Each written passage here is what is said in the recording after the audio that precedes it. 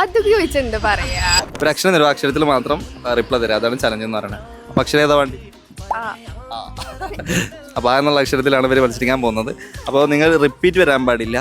അപ്പോൾ ആ വെച്ചിട്ട് എന്തും നിങ്ങൾക്ക് പറയാം, ബന്ധമാണെന്നൊന്നുമില്ല, എന്തും പറയാം. ഓക്കെ, അപ്പോൾ അങ്ങനെ കറക്റ്റ് പറയുകയാണെന്നുണ്ടെങ്കിൽ ലല്ലാസിൻ്റെ ഒരു ഡ്രസ്സ് ആയിരിക്കും നിങ്ങൾക്ക് ഗിഫ്റ്റ് ആയിട്ട് കിട്ടാം. Okay, ready? തുടങ്ങാം. ആ വെച്ചിട്ടാണ്. പേരെന്താ? അനാമിക. അമല. അമല. ഏറ്റവും കൂടുതൽ ഇഷ്ടപ്പെട്ട ആരെ? അർജുന. ഇവിടെ മങ്കടയിൽ ഏറ്റവും കൂടുതൽ ഇഷ്ടപ്പെട്ട ഒരു കടന്റെ ഷോപ്പിന്റെ പേര്? താജ്. ആർക്കൊരു ചാൻസ് കൂടി തരാം. ആലിയ. ആലിയ.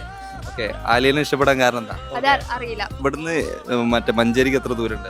1 കിലോമീറ്റർ. 1 കിലോമീറ്റർ. പിന്നെ ആ നിൽക്കുന്ന മാറി നിന്ന അവളെ പേരെന്താ? അനഘ. ഇപ്പൊ എന്താ പറയുക, +2 അതൊക്കെ ചോദിച്ചെന്താ പറയാ? അങ്ങനെ പറയണോ? അതൊന്നും എനിക്കറിയില്ല. അതൊന്നും എനിക്കറിയില്ല. അങ്ങനെ പറയണ ആൻസർ.